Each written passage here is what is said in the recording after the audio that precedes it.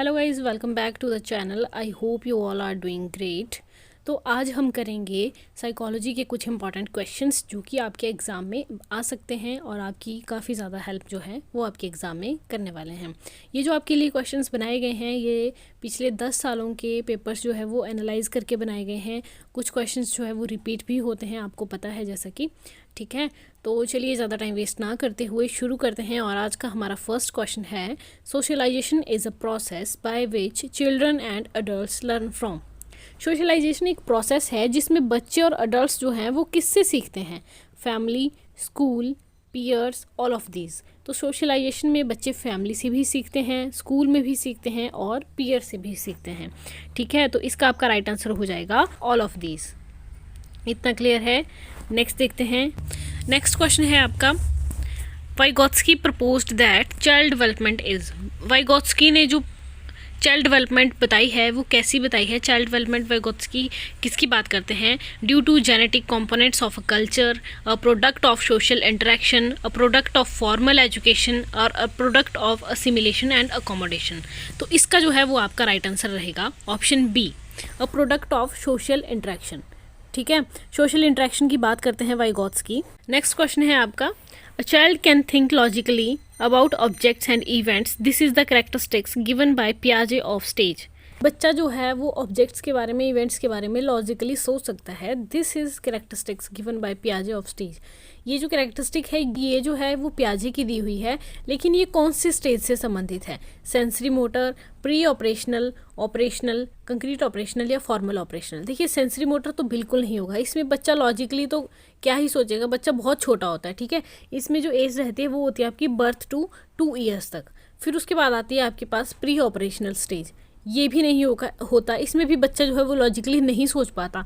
2 से 6 साल का बच्चा कभी भी लॉजिकली नहीं सोच पाएगा, ठीक है। तो इसका जो आपका राइट आंसर रहेगा वो आपका रहेगा सी, कंक्रीट ऑपरेशनल स्टेज, ठीक है। इसमें बच्चा जो है वो लॉजिकली सोचने लगता है। इसमें जो उम्र है वो रहती है आपकी 6 साल से लेकर 12 साल तक। आई होप इतना क्लियर है। नेक्स्ट क्वेश्चन देखते हैं हम। नेक्स्ट है, Froebel's most important contribution to education was his development of the. Froebel ने जो एक एजुकेशन के लिए उसका जो योगदान है, ठीक है, वो कि कौन सी डेवलपमेंट से संबंधित है? Vocational school, kindergarten, public school, Latin school. तो इस आपका राइट आंसर रहेगा वो रहेगा option B, kindergarten school. Next है आपके पास cognitive development means. Cognitive development का मतलब क्या है? Development of intelligence, development of child, development of physical skills, development of individual. तो कॉग्निटिव जो डेवलपमेंट है इसका मतलब है आपका development of intelligence. Option A का आपका राइट आंसर हो जाएगा। नेक्स्ट है आपके पास, the best method to study growth and development of a child is. बच्चे की ग्रोथ और जो डेवलपमेंट है उसको स्टडी करने का सबसे बेस्ट जो मेथड है वो क्या है? साइको एनालिटिकल मेथड है, कंपैरेटिव है, डेवलपमेंटल मेथड है, स्टैटिस्टिकल मेथड है। तो बच्चे की अगर आपने ग्रोथ और डेवलपमेंट को अच्छे से स्टडी करना है तो इसका जो आपका बेस्ट मेथड रहेगा वो रहेगा आपके पास developmental method. Option C is the right answer, ठीक है। नेक्स्ट है, which one of the following is the true statement corresponding to cephalocaudal principle of child's development. इनमें से कौन सी जो स्टेटमेंट है वो ट्रू है cephalocaudal principle of child development के लिए, ठीक है। तो development is from head to toe, development is from foot to head, development is from middle to periphery, none of these. तो जो स्फेलोकॉडल आपके प्रिंसिपल है डेवलपमेंट का, उसका वो जो है उसमें जो डेवलपमेंट है वो होती है आपकी development is from head to toe, ठीक है। स्फेल होता है आपका खोपड़ी को बोलते हैं आप, ठीक है, खोपड़ी आपकी। तो क्या हो गया आपका development is from head to toe, foot, ठीक है। Option A is the right answer. Next है आपके पास, determinants of individual differences in human beings relate to. Determinants जो है इंडिविजुअल डिफरेंसेस के ह्यूमन बीइंग्स में वो किससे रिलेट करते हैं? Difference in environment, difference in heredity, interaction between heredity and environment, both heredity and environment interacting separately. तो individual जो डिफरेंसेस है वो किससे रिलेटेड हैं? वो है आपके option C is the right answer, interaction between heredity and environment. जो आपके इंडिविजुअल डिफरेंसेस तो समझते हो ना कि हर व्यक्ति जो है वो अलग है, कोई भी एक जैसा नहीं है। आपकी थिंकिंग अलग है, मेरी थिंकिंग अलग है, किसी और की थिंकिंग अलग है। तो ये जो है किस वजह से होता है, ये होता है आपका कुछ आपके इसमें हेरिडिटी का रोल रहता है और कुछ आपका रहता है इसमें एनवायरनमेंट का रोल। ठीक है, हेरिडिटी भी इसमें रोल प्ले करता है। जैसे आपके पेरेंट्स होंगे, आपके अंदर भी वैसे गुण जो है वो थोड़े बहुत होंगे। और फिर बाकी का जो रोल है वो प्ले करता है आपका एनवायरनमेंट। जैसा आपको एनवायरनमेंट मिलेगा उसी तरह की आपकी थिंकिंग डेवलप होगी। राइट, आई होप इतना क्लियर है। नेक्स्ट क्वेश्चन है आपका, Gardner formulated a list of 7 intelligence which among the following is not one of them. ये क्वेश्चन जो है हमने लास्ट वीडियो में भी जो है वो डिस्कस किया था। गार्डनर ने जो है वो कितनी टाइप्स की इंटेलिजेंस बताई है, उसमें मैंने 8 टाइप्स बता दिए थे और मैंने कहा था कि मैं श्योर नहीं हूँ, बट उसके जो राइट आंसर था वो था 7 इंटेलिजेंस। ठीक है, गार्डनर ने जो मल्टीपल इंटेलिजेंस की थ्योरी दी है उसमें 7 टाइप्स की इंटेलिजेंस बताई हुई है। तो यहाँ पर पूछा गया है कि उनमें से कौन सी एक नहीं है। Special intelligence, emotional intelligence, interpersonal intelligence, linguistic intelligence. तो इसमें जो है वो आपकी इमोशनल इंटेलिजेंस नहीं है। गार्डनर ने जो 7 इंटेलिजेंस दी है उसमें इमोशनल इंटेलिजेंस नहीं आती है। Option B is the right answer. ठीक है, नेक्स्ट है, what should be the role of teacher in meeting the individual differences. एक टीचर का रोल क्या होना चाहिए इंडिविजुअल डिफरेंसेस में? Try to know the abilities, interest and aptitude of individual, try to adjust the curriculum as per the needs of individual, both A and B, none of these. तो क्या होना चाहिए एक teacher का जो role है वो क्या होना चाहिए? टीचर का रोल होना चाहिए try to know the abilities, interest and aptitude of individuals and try to adjust the curriculum as per the needs of individuals। सबसे पहले तो बच्चे की एबिलिटी को समझिए, उसके इंटरेस्ट को समझिए, उसके एप्टीट्यूड को समझिए एंड देन उसको उसके करिकुलम के हिसाब से उसको एडजस्ट करने में उसकी हेल्प कीजिए। ठीक है, ये होना चाहिए एक टीचर का रोल। तो इसका जो राइट आंसर रहेगा वो रहेगा आपका both A and B. Next है आपके पास, the major purpose of diagnostic test is that. Major purpose क्या है डायग्नोस्टिक टेस्ट का? ये क्या आइडेंटिफाई करता है? The general area of weakness in class performance, specific nature of remedial program needed, the cause underlying academic difficulties, the specific nature of people difficulties. Diagnostic test का क्या purpose होता है? बच्चे की जो कमियां हैं, जो वीकनेसेस है, उनको डायग्नोज करना। ठीक है, और उनको डायग्नोज करने के बाद क्या करना, फिर उनको रेमेडीज देना, वो है आपका डायग्नोस्टिक टेस्ट। तो इसका आपका ऑप्शन सी जो है वो सही आंसर रहेगा, the causes underlying academic difficulties.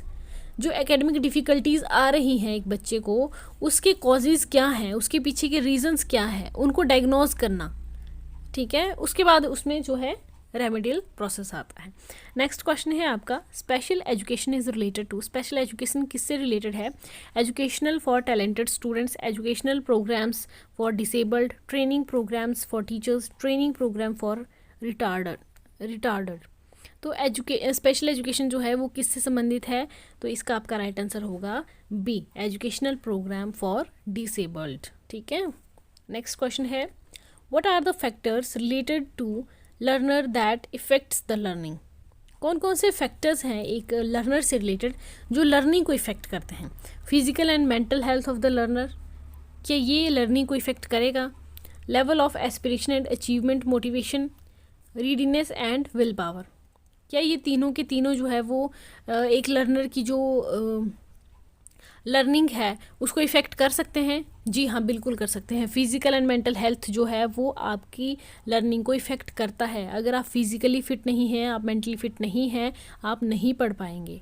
ठीक है, नेक्स्ट है level of aspiration and achievement, motivation, ये भी इफ़ेक्ट करेगा। अगर आपके पास मोटिवेशन ही नहीं है, आपके पास एस्पिरेशन की कमी है, तो आप पढ़ नहीं पाएंगे, आप कंसंट्रेट नहीं कर पाएंगे। सी है रेडीनेस एंड विल पावर। हाँ, पढ़ने के लिए आपके अंदर जो है वो विल पावर भी होनी चाहिए, आपके अंदर जील होनी चाहिए किसी भी काम को करने की। अदरवाइज़ क्या होगा, आपकी जो लर्निंग है वो अफेक्ट होगी। तो इसका आपका राइट आंसर रहेगा ऑल ऑफ दीज।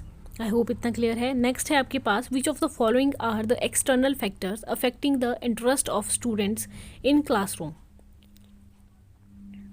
कौन कौन से एक्सटर्नल फैक्टर्स है जो अफेक्ट करते हैं एक बच्चे के इंटरेस्ट को क्लासरूम में? Emotions and sentiments, culture and training, attitudes of students, goals and motives. क्या लगता है आपको कौन से एक्सटर्नल फैक्टर्स जो हैं वो हो सकते हैं? इसका जो है आपका राइट आंसर रहेगा D, goals and motives. Goals and motives जो है ये एक्सटर्नल फैक्टर हैं जो एक बच्चे के इंटरेस्ट को अफेक्ट कर सकते हैं क्लासरूम में, राइट।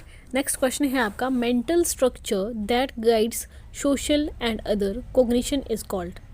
मेंटल स्ट्रक्चर जो गाइड करे सोशल कॉग्निशन को, उसको हम क्या कहते हैं? Impression, prejudice, schema, none of these. तो इसका आपका राइट आंसर रहेगा सी, स्कीमा।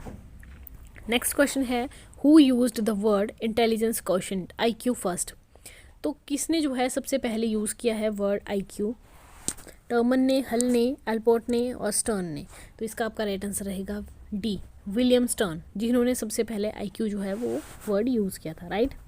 नेक्स्ट है, meaning of gestalt is. Gestalt का मीनिंग जो है ये क्या है? गेस्टॉल्ट का मीनिंग होता है एज अ होल। तो ए इसका राइट आंसर हो जाएगा। नेक्स्ट क्वेश्चन है, who classified introverts and extrovert personality. Introvert और एक्सट्रोवर्ट जो पर्सनैलिटी है उसको किसने क्लासीफाई किया है? जंग ने, ट्रॉटर ने, थॉर्नडाइक ने और नन ऑफ दिस। तो इसका आपका राइट आंसर हो जाएगा ऑप्शन ए, जंग ने जो है इंट्रोवर्ट और एक्सट्रोवर्ट पर्सनैलिटी को क्लासीफाइड किया है। नेक्स्ट है, which one of the following is an emotion. इनमें से कौन सा एक इमोशन है? Memory, fear, attention, stimulus. कौन सा लगता है आपको कौन सा इमोशन हो सकता है? मेमोरी इमोशंस नहीं है, अटेंशन भी इमोशन नहीं होता है, स्टिमुलस जो है ये भी इमोशन नहीं होता है, इमोशन है आपका fear. Option B is the right answer. Next होगा आपका, नेक्स्ट क्वेश्चन है आपका, who developed psychoanalysis. Psychoanalysis को किसने डेवलप किया? John B Watson, Binet, Sigmund Freud, Carl Rogers. तो जो आपका साइको एनालिसिस है इसको जो है सिगमंड फ्रेड की थ्योरी है, साइको एनालिटिकल थ्योरी, ठीक है। ऑप्शन सी इसका राइट आंसर हो जाएगा। नेक्स्ट क्वेश्चन है, इतने ही आज के लिए, इतने ही क्वेश्चन थे। आई होप आपको वीडियो अच्छी लगी होगी। अच्छी लगी हो तो लाइक करना, अपने दोस्तों के साथ शेयर करना, चैनल पर नए हो तो सब्सक्राइब कर लेना, बेल आइकन को ज़रूर प्रेस कीजिएगा ताकि आपको आने वाली वीडियो की नोटिफिकेशन मिल सके। और यकीन मानिए कि ये जो क्वेश्चंस हैं इनमें से ही आपके क्वेश्चन जो है वो टैट में बनने वाले हैं।